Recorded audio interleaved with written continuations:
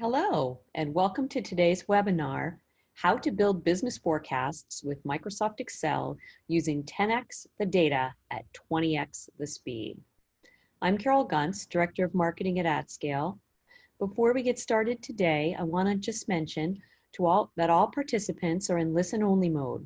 We will open this up for Q&A, so please add your questions in the chat box at the bottom of the screen, and we'll take them at the end of the presentation.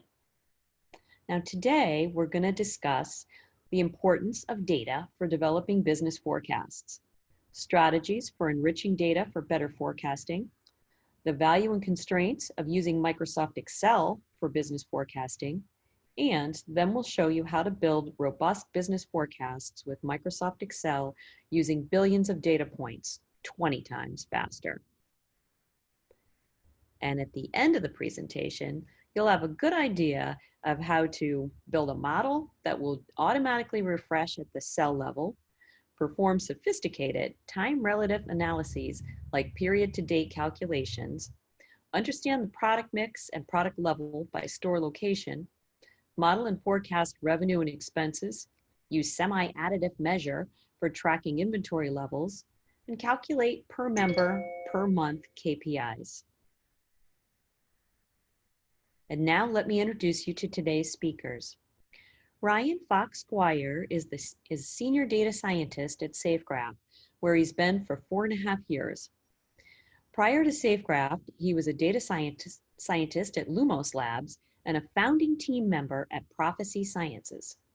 He majored in neuroscience at Oberlin College and was a PhD candidate at Stanford University. We'll also hear from Dave Mariani, co-founder and chief strategy officer at AtScale. Prior to AtScale, Dave was VP of engineering at Clout and Yahoo, where he built the world's largest multi-dimensional cube for business intelligence on Hadoop. Dave is a big data visionary and a serial entrepreneur. And now, let me turn it over to Ryan. Thank you so much. Super excited to be here. Again, my name is Ryan Squire. I'm a data scientist at SafeGraph. So I wanted to start today by talking about why is data so important for business forecasting. And before I talk about why data is important for business forecasting, let me just remind everyone why we care about business forecasting in the first place, right? So business forecasting provides a deep competitive advantage, right? Forecasting is all about predicting the future based on the past and the present. Business forecasting can predict all sorts of things about your business, things like future sales, future customer demand, future vendor costs, supply costs. The better you can forecast, the better you can plan, adapt, and capitalize on those opportunities. And so business forecasting is a really important part of many businesses. Now, of course, since business forecasting depends on predicting the future based on the past and present, that means that business forecasting requires great data, right? So you can't predict the future if you don't know what's going on right now or in the past. And traditional forecasting uses what we call first-party data or internal data about your business. So these are data sets that are collected by your business during the course of your business, right? So this could be point of sales data or transaction data at the register. This could be customer data that you get through loyalty programs or other sort of customer volunteer data, or your own data about your procurement or vendor pricing, or online data, e-commerce data, things like that. These are all valuable data sources to help you with your forecasting efforts. However, you can also go beyond first-party data to what we call third-party data. And we're seeing more and more that great forecasting really comes out of combining your own first-party data with external data sets, either that are publicly available or other third-party data sets that you can procure. So why would you want to use a third-party data set in addition to your first-party data sets? There's a number of reasons. They can complement your first-party data if your first-party data is incomplete or not comprehensive. They can enrich your first-party data. So for example, I use the example of customer loyalty, right? Maybe you have data about the zip codes of your customers. You could combine that with public data from the Census Bureau to get demographic insights into your customers. Another reason you might want to use third-party data sets is you have first-party data about your own business, and that might be very rich and accurate, but you don't have necessarily insights into your competitors or what your competitors are doing. And you also don't necessarily have sort of more macroeconomic or market condition data about what's happening generally in your neighborhoods or your markets. beyond what you see inside your own first-party data. So there's a number of reasons why going beyond first-party data can really excel your forecasting efforts. So now now that I've motivated to why we care about business forecasting and why data matters for business forecasting, I want to tell you just a couple stories that we've seen of how enterprises can use data to improve their business and drive revenue. Before I sort of tell you those stories, I just want to give you a little bit more context on who SafeGraph is, so that that helps understand those stories in those contexts. So just very briefly, SafeGraph was founded in 2016. We're a geospatial data company. We focus on commercial points of interest in the USA and Canada. So these are all of the retail stores, the restaurants, the malls, the shopping centers, airports, all these places that consumers might go and spend time or spend money. And our data compiles what we call business listing data, so sort of essential metadata like the addresses and the names of those places, category information, geospatial data, and foot traffic data. We're very proud of the thousands of organizations that use SafeGraph data today. I've listed some of our customers that I think are particularly relevant for business forecasting and retail use cases here. And just to give you a little bit more context on what actually is the data that SafeGraph makes. So again, the most important thing to understand about SafeGraph is that we're just a data company. We're not a software company. We don't build software. We don't sell software. We just sell data sets to our customers. And as I mentioned, we're focused on understanding commercial points of interest, and our data sets are broken into sort of three categories. Core places is all of these sort of essential metadata, like the name and the location and the address. Geometry is that geospatial data. So where is this business located? In lat-long coordinates, what is the shape of that building? Is that building inside another building? Is that business inside another building? And then the data set we call patterns, which is what we'll be talking about the most today. Patterns is all of this foot traffic data. So based on anonymized GPS data from smartphones, we can make these aggregated measurements of foot traffic to these different businesses. And all these different data sets join together on a unique place identifier called the SafeGraph Place ID. So again, just to sort of emphasize what patterns really is, this is an accurate aggregated foot traffic data set derived from a panel of 40+ million anonymized devices, visiting 3.5 million points of interest every month. It's all anonymized and aggregated and privacy safe, so it's very easy for our customers to use because they don't have to worry about these privacy considerations around GPS data. That's all been aggregated and anonymized away. And again, we're just a data company, so we just ship you CSVs that you can use and incorporate into your analytic processes. So now that I've given you a little bit more context on who SafeGraph is, let me talk about some stories for how third-party data can help solve business problems and business forecasting. The sky's the limit in terms of what you can do. It's really about what your business needs and what your business problems are. But just some examples here are things like influencing sales strategy, influencing demand planning, predictive analysis or predictive analytics, forecasting customer value or customer value modeling.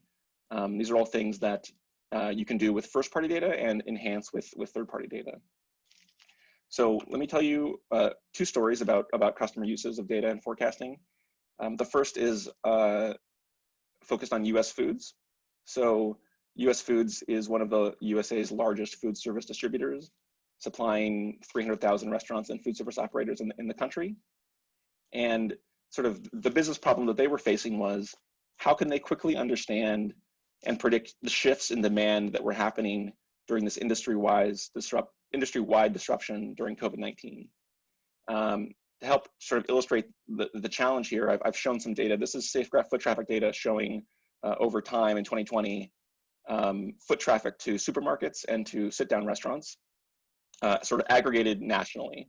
And so, as we all know, there's been these massive disruptions to business as usual. And so the problem here is, if you're sitting here in early March and you're starting to see changes happening, you don't know what's going to happen in the future. You're trying to figure out, how can I get a quick, accurate picture of what's going to happen next week, next month, to sort of prepare our business and make the best business decisions. And so, using first-party data, they already had some very accurate sort of customer demand forecasting models that they were using that were very successful for them, during normal times, right? So they have first-party data about their customer orders, right? So they're, for example, selling food products to restaurants. They know how much those customers are ordering month to month, week to week. And in general, those models are very good at forecasting future demand and understanding things like seasonal trends, right? So certain types of foods are ordered more during certain types of times of the year. But those data are a little time lagged, and there's no visibility beyond sort of their customers, right? That's one of the first party data limitations. They only know what their customers are ordering. And during COVID-19, there was this extra uncertainty and extra volatility, making their forecasting more challenging. So US Foods turned to look externally for data to help provide them a more up-to-date, comprehensive view of the world. They connected with SafeGraph, and incorporating SafeGraph Patterns foot traffic data sort of unlocked some new capabilities for them. They had a better view into macroeconomic trends that were happening beyond just their customers. And they also had a better view into sort of complementary industries beyond just restaurants, which were sort of their primary focus of their market. And so using SafeGraph Patterns data, they were able to recognize these shifts away from restaurants and towards grocery stores. There was this big shift in customer demand happening, and it allowed US Foods to develop a new sales strategy oriented towards grocery stores, sort of adapting to these new times.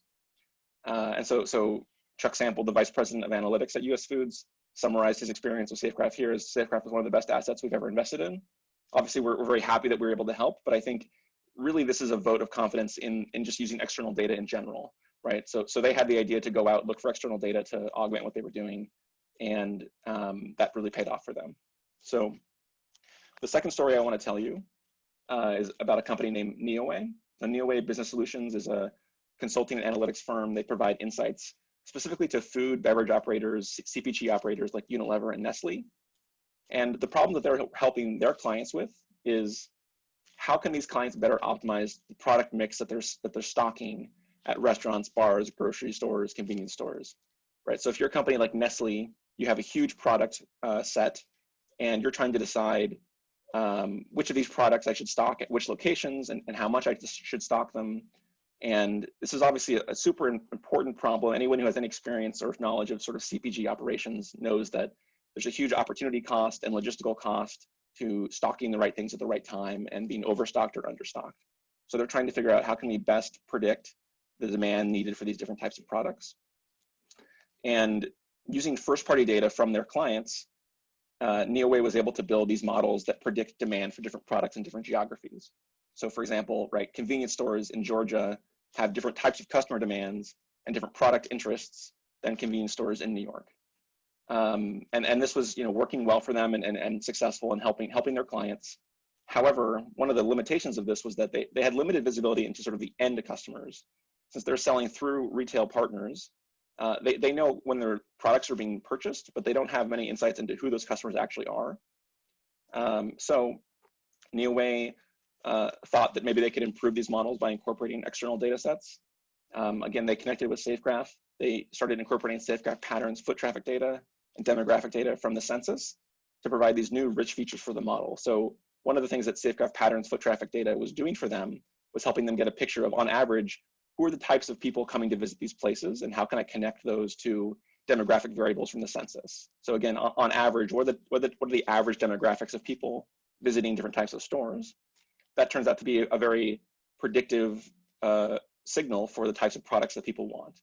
And so they were able to incorporate those features into their forecasting models. And again, summarizing this here, our model hit a performance ceiling, but adding SafeGraph Patterns helped us break a key threshold, which helped us close a major deal. Again, I think this is really a vote of confidence in the value and opportunity of using external data sets and bringing them in to what you're doing to expand sort of what you can do with first-party data. So those are two sort of short stories to help illustrate how enterprises use third-party data sets to improve what they're doing and improve their forecasting models. So just to summarize sort of what I told you so far, right? Business forecasting is really important, but it depends on having great data.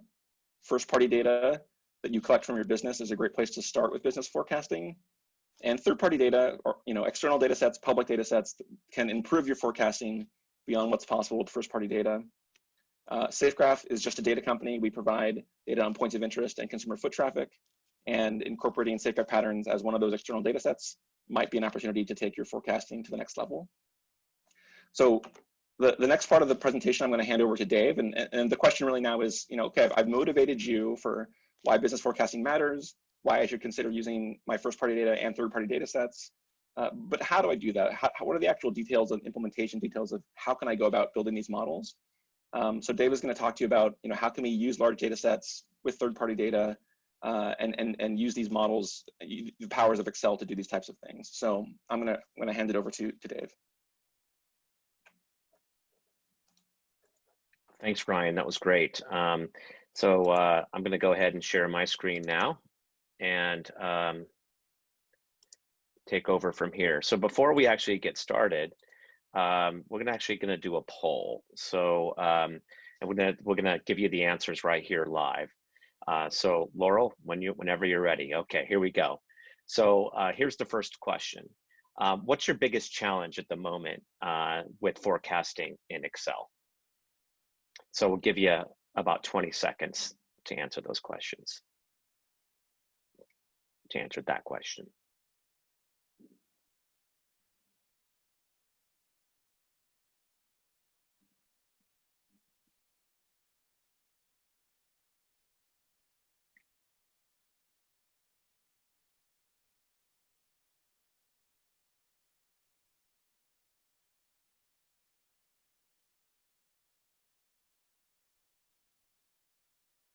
And the answer is, looks like the majority is scale. Excel can't handle the amount of data I need to analyze. Then second place is consistency. That's great, because I'm going to show you how you can solve that problem live using SafeGraph data in a few minutes. Okay, let's go to the next one, Laurel.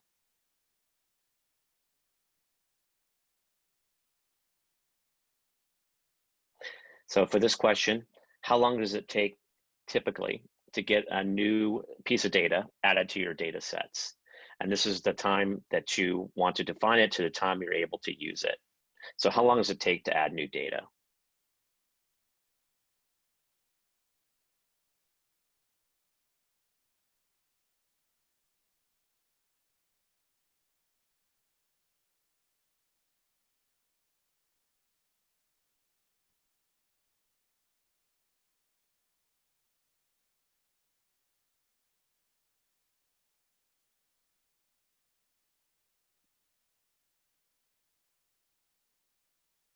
And the answer is a week or less. Wow, that's actually better than I expected. That's actually still too long, but at least for me at Yahoo, it used to take me 4 to 6 weeks to actually get a new piece of data in front of one of my business customers. I think the other sort of interesting answer is unpredictable. And so a lot of you guys said, hey, you know what, I don't know when I can get it. And that's probably the worst answer of the bunch, because if it's unpredictable, you're probably not going to ask, because you're not going to know whether you're going to get an answer.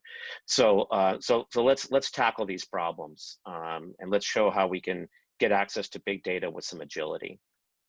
Okay, so thanks for that.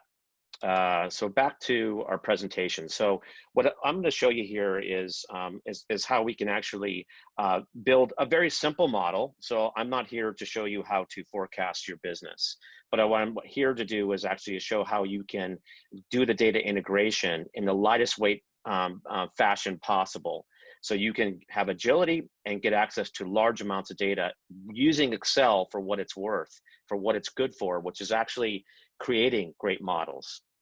So in today's use case, I'm going to use Excel, and I'm going to use Excel to forecast my inventory and quantities of products that I'm going to need by a product category for the next 3 months. So I'm going to do that for Q4.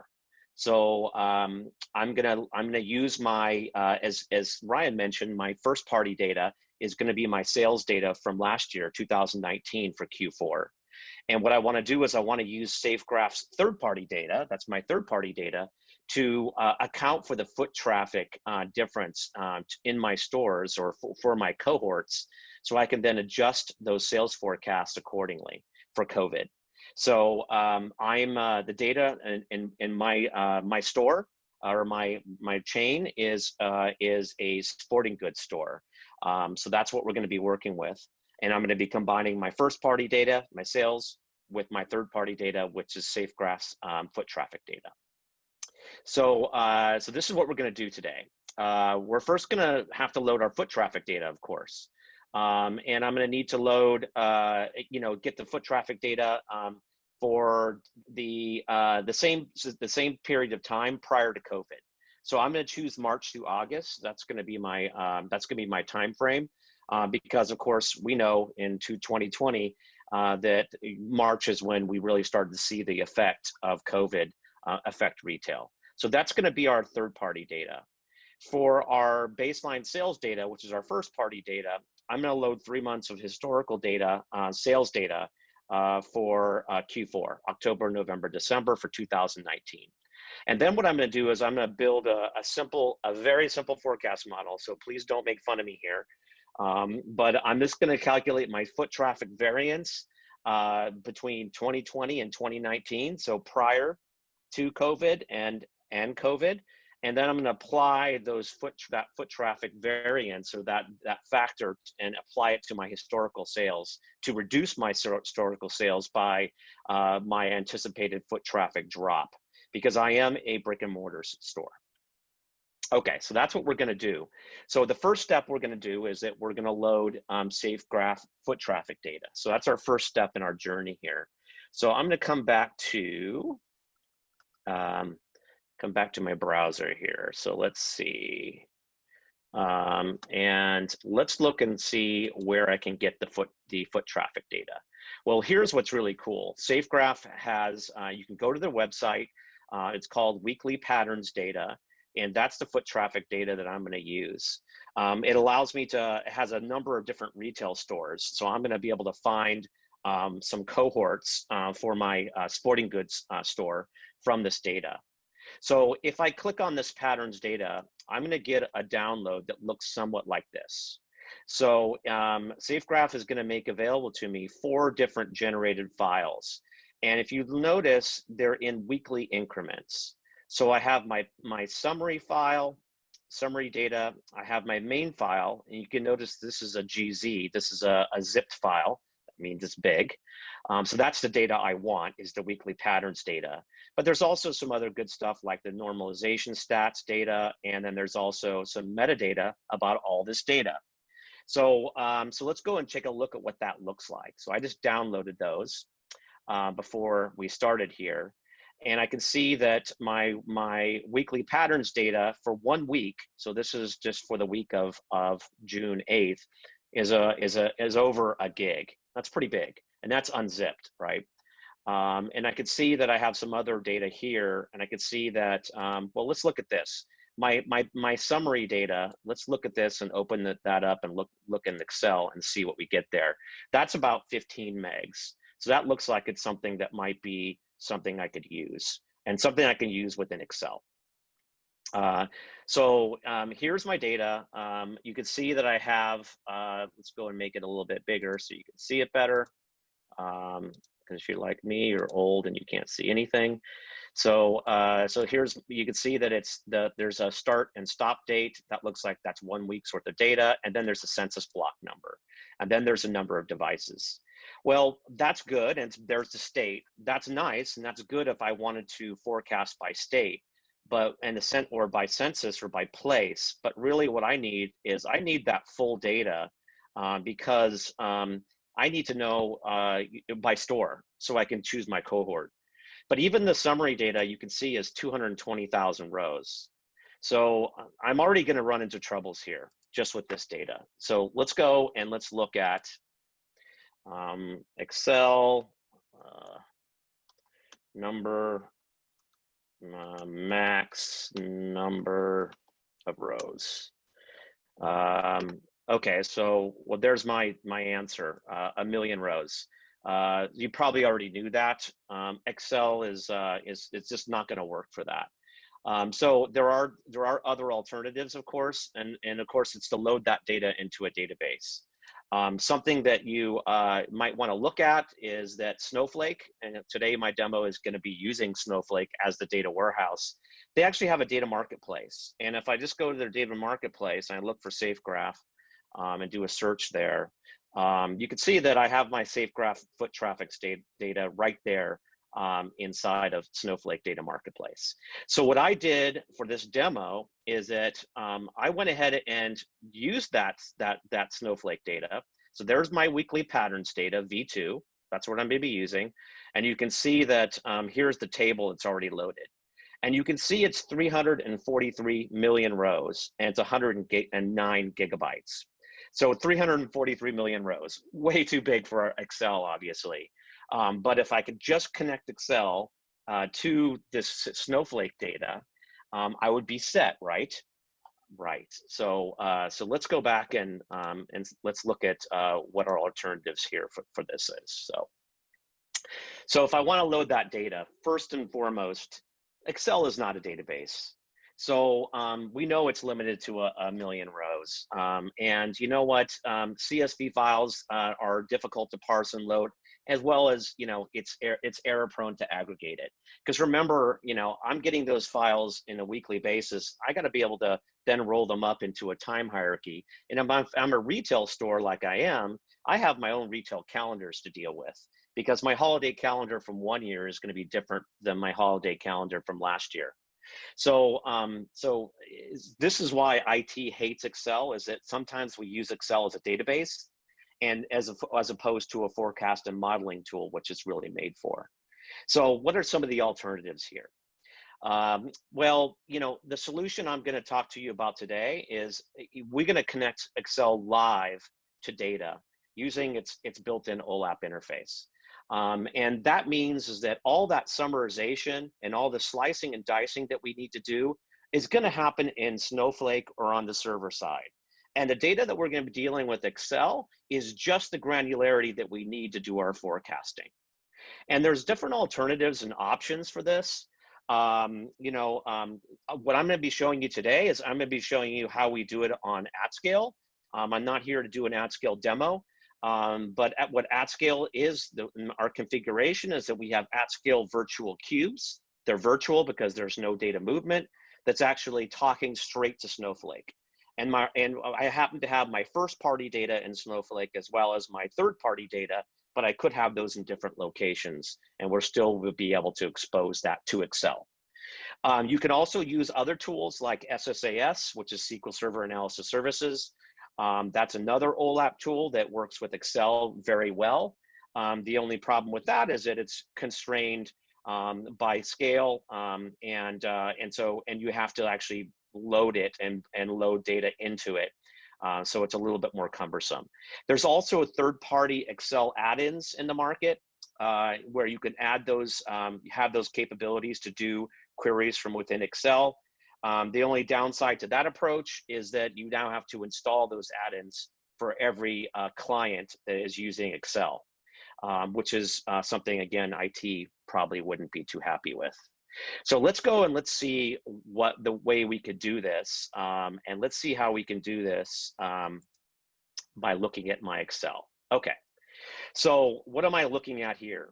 I've actually taken my SafeGraph data and I've actually built two different pivot tables. And so this is the pivot table, and you can see off on the right, my fields.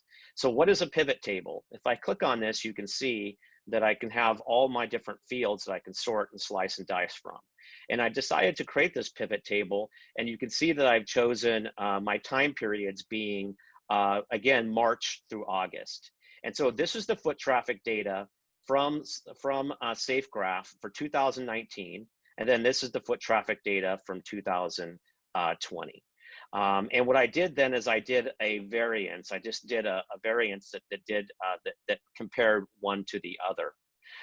So that's pretty good. I have my data in Excel. It's all summarized, but behind all this is, again, over 300 million rows of data, but I'll have just what I need within Excel. So problem solved so far. So that's goodness. Let's go back now and let's continue on to our next step in our presentation. So let's do that. Okay, now we got to load our baseline data, sales data. This is our first party data. So let's go and do that. So where am I going to get my sales data? And more importantly, where am I going to get my sales data in Excel? Well, I'm going to cheat a little bit, But if you guys, I'm sure as an enterprise, you have access to your sales data in some BI tool. I'm going to use Tableau today. And I'm cheating a little bit because I'm actually connecting Tableau straight to AtScale. So this is connected to our virtual cube, and this is our virtual cube for our internet sales cube that has all my retail sales data. So I'm going to first do my order quantity because I need to get my number of orders.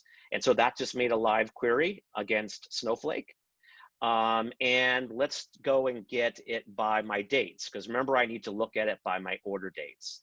So let's go ahead and let's look at order dates. And now I have my data by year. I said I wanted it by 2019. So because I'm going to compare it to last year, because I don't know what Q4 of 2020 is going to bring to us.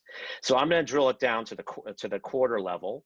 And I'm going to say, you know what, I want to keep Q4 of 2019, and then let's break it out into months. So there's my data. I have my data for Q4 for 2019. I was able to do that very quickly in my BI tool. This is all using AtScale, but you can, of course, you probably have your own BI tool, and you could do that. So the question now is, how do I get this data into Excel? Well, Tableau is great for that because what I can do is I can say, you know what, I want to export that data as a crosstab to Excel. And so I'm going to do that. I'm going to call it my 2019 for sales, and I'll go ahead and do that. Okay, it created the export. I'm going to go to my downloads folder, and there it is. And then I'm going to open it with Microsoft Excel. And let's see what I got. Okay, you cannot see that because it's way too small. So let's go ahead and make it visible here, make it bigger. Okay, so here's what Tableau just exported to Excel. So I have my three numbers here because those are my monthly sales. Now what I need to do is, of course, I need to copy this and then paste it into my Excel model. By the way, I got to transpose this because I have in my Excel model, I have it going not in up and down, but I got it going, my time going in columns. So, because if I look at that, I can see that my data is going in columns. So I can go ahead and paste that in. But once I do that, I'm going to have to do that every single time the data changes. And it's also error prone, and it's also not integrated with my model. So, so that's not very good. So let's go back to our presentation for a second, and let's review what we just learned there. So the question is, of course, how do I refresh that model? And updating that data, as you could see, it's error prone, right? I got to use a bunch of different tools. So I got to use a different BI tool, or I got to write SQL queries against my database in order to actually get that first party data. And then I got to paste it into Excel.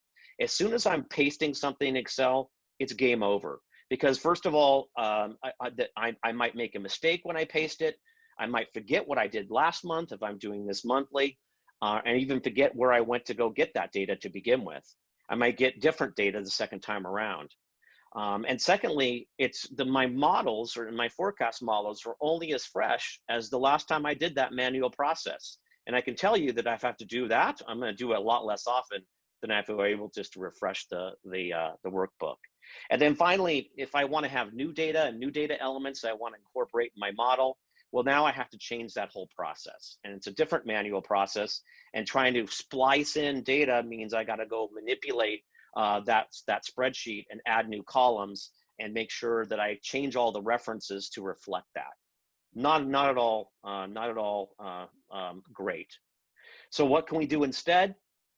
Well, we can use that live connection that we just learned about in our last lesson, I guess, or step, and we can use these awesome features and functions inside Excel. It's get pivot data and then the cube member and cube value functions. And I'm going to show you how you use those. The options, so the kinds of tools you can use, it's the same as before. I can use Excel add-in, or I can use an OLAP tool that integrates directly with Excel. So let's go back and let's go back to my Excel model, and let's see what it means. Well, first of all, let's look at, for example, my connections. So you can see that I have two connections to my OLAP data. It's to my financials data, that's my first party, and to my SafeGraph data. So that's how, first of all, I've done these connections. And I'll show you how I do those in a second to my OLAP cube. If you look at the data that we've added, if you look at the formula, it's just a number, right? But watch what happens if I create an Excel formula where I reference that data. You see what it just did? What it just did is that I now referenced that number, which was from April, and you can see it's $136,000. You can see that Excel automatically created this get pivot data function. And so what it did here is you can see it's basically a coordinate. It's a coordinate into a cube. So there's my measures value. It's my visits, and it's summed. And then you can see here, I'm looking at my date dimension. And then within that date dimension, I'm actually looking at, the April timeframe. So, so that's pretty cool, because then if I want to change that, I can just go ahead and go into that formula and change it to May, and voila, now it's May. So that's kind of cool. But I want to show you something that's even one step better than that, because that still requires a pivot table to exist. So let's go and just add a new sheet. And let's go and let me show you how I actually got this. So let's go and get some data from my financials cube. So this is how it works. So all I have to do is choose that connection. And then I have I'm going to choose financials. And then I have my pivot table here. And let's do sales metrics. So I'm going to do just what you saw I just did in Tableau. Now I'm doing this straight in Excel. And I am doing this with AtScale behind the scenes. So this is running live queries now against my Snowflake database. And let's just do it by color. So I'm looking at all my order quantities by color. So there's my data. And again, that data is just numbers. So something that's really cool that you can do is that you can go and use this analysis tab, which you see here. And if you go to OLAP tools, you can do something called convert to formulas. And I'm going to go ahead and do that. Now, what that just did is it just changed these from a pivot table. So you can see that's gone. And now these are just formulas. And so cube value is a really cool formula. So let's see what that is. So you see how it says cube value, financials was the connection. And then you can see there's some cell references for the coordinates. So I'm just going to go ahead and copy that. Sorry, I had to do Control-C. So I'm going to go ahead and copy that for a second. And I'm going to go paste it over here. And this is a trick to learn how to do this. So let's look at A5. What A5 is A5, that is my member or my coordinate for the multicolor attribute. So I'm going to go back, I'm just going to replace that cell reference, and I'm going to replace it with my actual coordinate. So, okay, so far so good. I still got my 6196. So the other thing it's referencing, you can see, is B1. What's B1? Well, B1 is just the measure that I was using, and that was order quantity. So I'm going to go ahead and take that and paste that and change my formula to that. So this is just a little trick that if you don't know what these names are for these different cell references in your virtual cube, you could just do this kind of method.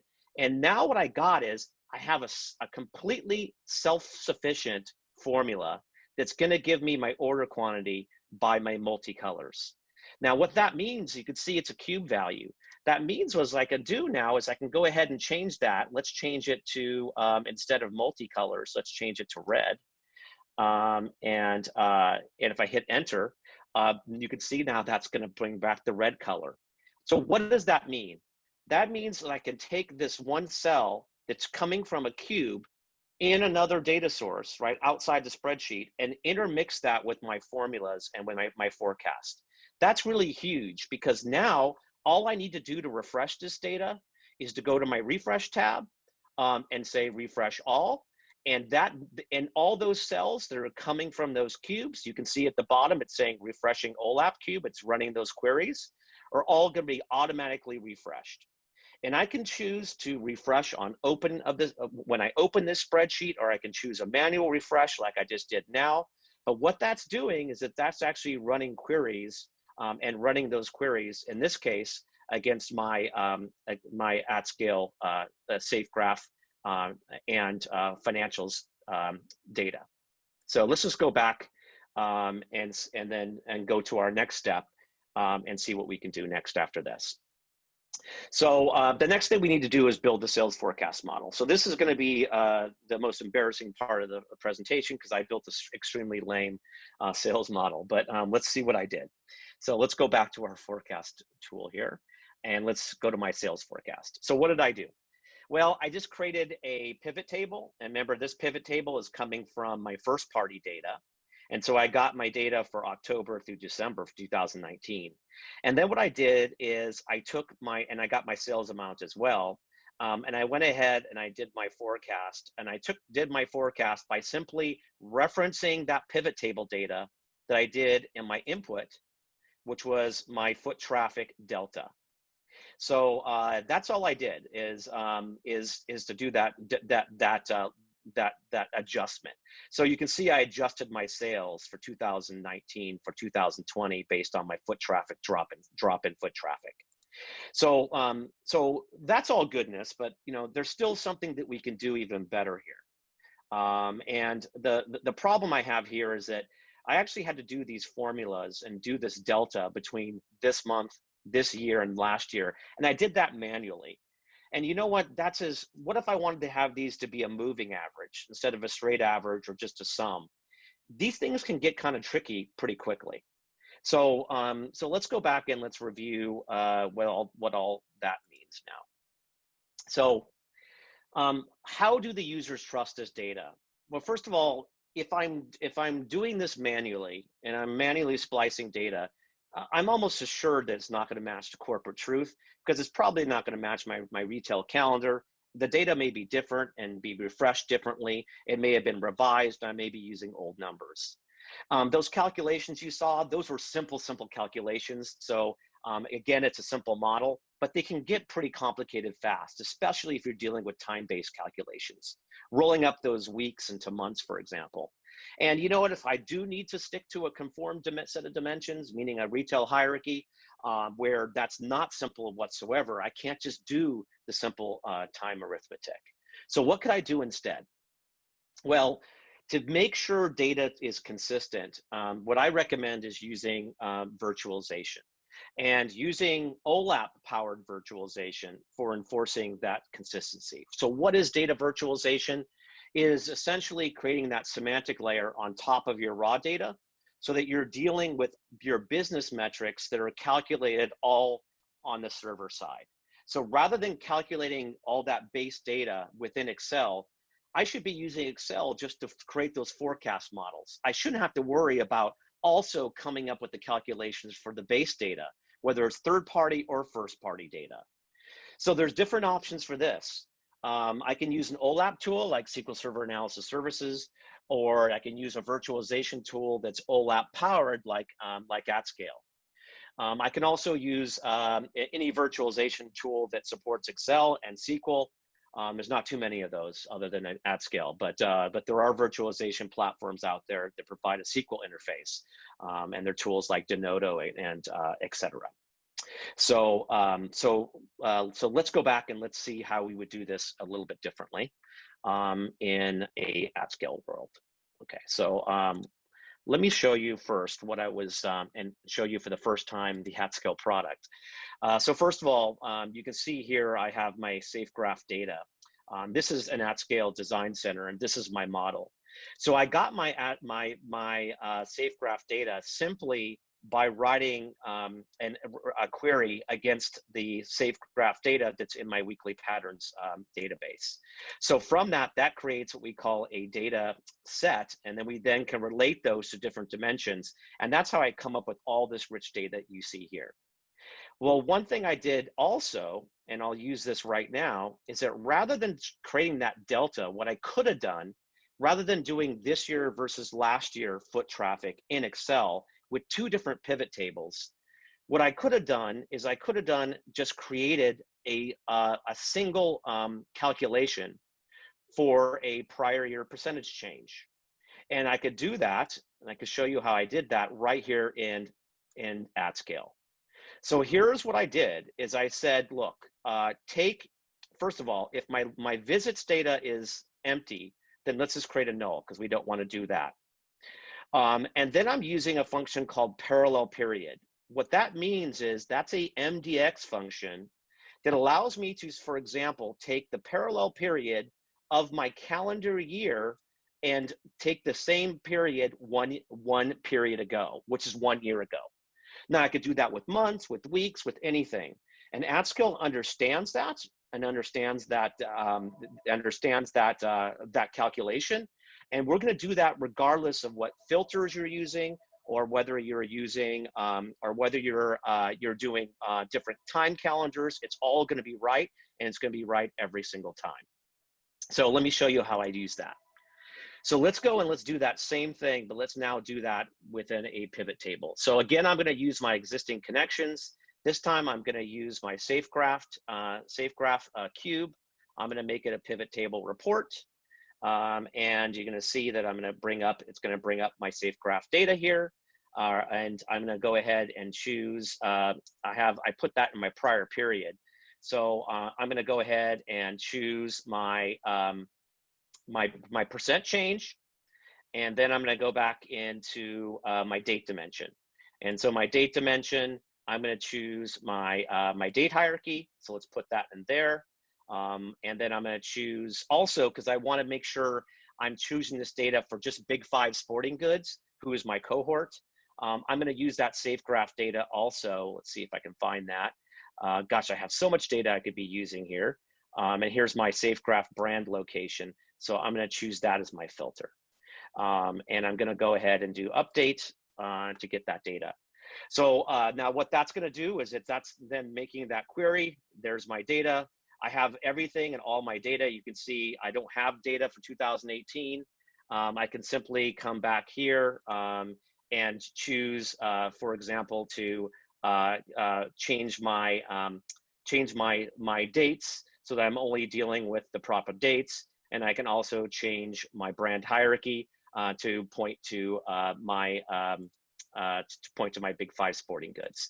So so that's all easy to do. Let's just do, we said we only wanted my 2019 data, sorry, the 2020 data, because we want to have a delta. So I'll choose that. And so that's going to update to only have 2020 data. And then I can go ahead and just click and open that up and drill down, expand that out. Now I have all my data for my months. And I can come to my brand hierarchy.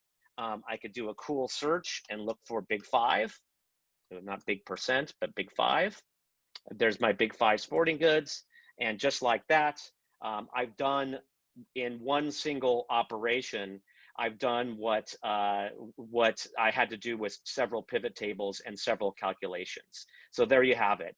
There's my 53%, there's my 31%, and you can see that they're all the same numbers without having to do any kind of manual manipulation. Okay, so let's all bring it home now. Let's go back to my presentation here, and let's summarize what we learned here. This is the do's and don'ts of using Excel. Don't use Excel as a database. It's not meant to be a database. Let the databases do the database work. And I really suggest that you use Excel's awesome capabilities of that pivot table function, the cube member and cube value functions. They're so powerful.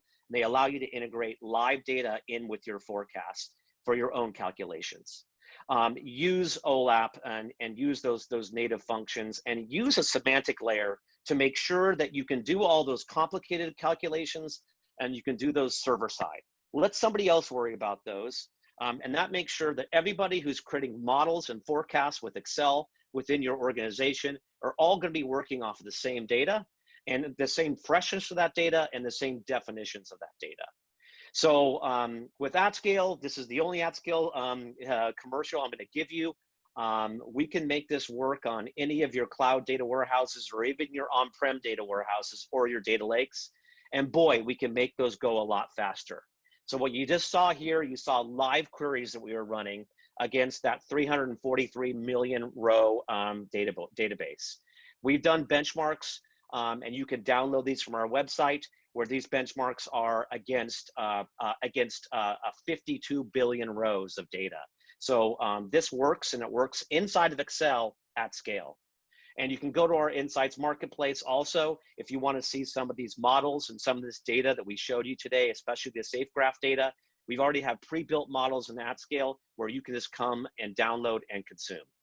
And so that's it. And so I'll hand it back to Carol to see if there's any questions from the audience. Thanks, Steve. We did get a few questions. I'll take the one I can answer here, and that is, was this presentation recorded? It is, and probably within about 24 hours, everybody who registered for this webinar, and especially the ones who are here live with us, will all get a copy of that. So that's something. And I had another question that I can answer. Will this data be provided to people? And as Dave just showed you, you will get access to the AtScale Data Insights Marketplace, where you can get some of this data as well. Now let me take it from the top here. And this is a question for Ryan. If you're in the Q&A section, you can see it as well, Ryan. It's a question about what anonymized data actually means. Do you want to jump in and answer that one? Yeah. I think so. I think the broad question here is, what does anonymous mean in the context of the SafeGraph data, and like what really are the privacy concerns around that? So I think it's a great question, super important question. I think so that the key thing to understand about SafeGraph data is that it's all aggregated. So there's no concept of individual devices or individual people in our data set. That's a big part of the value proposition that SafeGraph is offering with the foot traffic data, is that we've done a lot of work to essentially obscure any concept of individuals in the data set. So for our customers, that's really helpful because they don't have to worry about a variety of privacy concerns. They can just take these aggregated numbers. So again, it's all aggregated, and we also use these differential privacy techniques to help with the aggregation, so that the impact of any individual in the data set is obscured. So I think it's a super important question. There's a lot of different types of discussions of sort of GPS smartphone data out there, and I think that the key takeaway from SafeGraph is that we're not giving you sort of this device level, timestamp level, individual GPS data. It's a processed, aggregated data set, so that all you have to do is focus on, okay, what are the foot traffic patterns that I care about, and how can I use that to understand what's going on with my business? Super. Thanks, Ryan. I had a question about Power Query that comes with Excel. Dave, do you want to talk about that in any greater detail? Yeah, there's a lot of different tools you can use to actually access data with Excel. And Power Query is like another tool that comes with Microsoft Excel that you can use for that. So I would encourage you to do that too. In terms of AtScale, anything that can connect to analysis services can connect to AtScale. So keep that in mind. And Power Query is yet another way of connecting data, Excel live to your data. Okay. Let's see, what else? What else do I see here?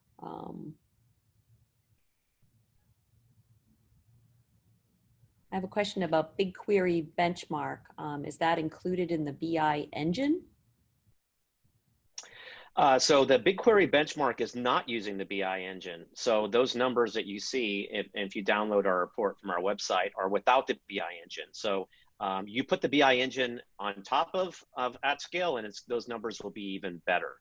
But the key is like, you don't have to go and use the BI engine, which BI engine's great, but it's an in-memory solution, and most people's data is bigger than what can fit in memory. So AtScale's whole performance technique is to not use memory as an exclusive way of delivering performance. We create aggregates, and we create aggregates back in BigQuery in that case, so that if your data is bigger than what will fit in memory, we're still going to give you the same acceleration without having to rely on memory alone to be able to deliver on that. So BI engine on top of AtScale makes it even better, but you don't need BI engine if you have AtScale. Ryan, can you talk in a little bit greater detail about the SafeGraph data that's available through the AtScale Data Insights Marketplace? What can people get access to? Yeah, so I think we've made sort of our core foot traffic data available through that platform. I think one of the other sort of key aspects of SafeGraph data is that, you know, we're not a software company. All we really do is build CSVs and give them to you. So we've integrated with a variety of data platforms to try to make that really easy. It's definitely easy to use it through the AtScale marketplace, but it's also easy to use it through, as David was sort of alluding to, like a variety of data platforms, Snowflake, anything you really want, because again, we're not really building software. We're just building CSVs that we ship to you. So hopefully that makes it easier for whatever your particular tech stack is to integrate that in. Yeah, just to add to what Ryan said, the queries even in the marketplace, they're eventually going back to the Snowflake marketplace, and that's where the data is being accessed. So on the Snowflake side, so that's where we're getting our data from. We're not a database. AtScale is not a database. We're a virtualization layer, which means we don't store data. The data is stored wherever it's stored, whether it's your first-party data, it's in your own data warehouse. If it's third-party data, then it's wherever it is. And in this example, we were using Snowflake's data marketplace. Great. Dave, another question for you. What other Excel native cube functions can we leverage with the AtScale cube, and where can documentation be found? So first of all, Excel is just Excel. So anything that Excel can do, you can do in Excel. What I showed you there was the pivot data as function, cube member, and cube value. And you know what? I think there's a lot more than that. So again, the only limitation there is if you can do it through analysis services and that connection analysis services, which I showed you, you can do it through AtScale as well. So when you're looking at Excel and you're looking at those kind of data integration functions, that's really your key is can analysis services do it? If it can, then AtScale can do it. Okay, and last question, can DAX be integrated? That's a great question. DAX, we're supporting MDX today. Our DAX support is coming soon. So no, the answer is no, not today, but very much coming soon. You can use Power BI also with our native MDX connector, and you'll be seeing a DAX connector shortly for both Excel as well as Power BI. Well, great. I think that sums it up for our questions today. I want to thank our speakers, Ryan and David, so much for this great information. And again, look for the recorded version of this presentation in your inbox very soon. Thank you, everyone.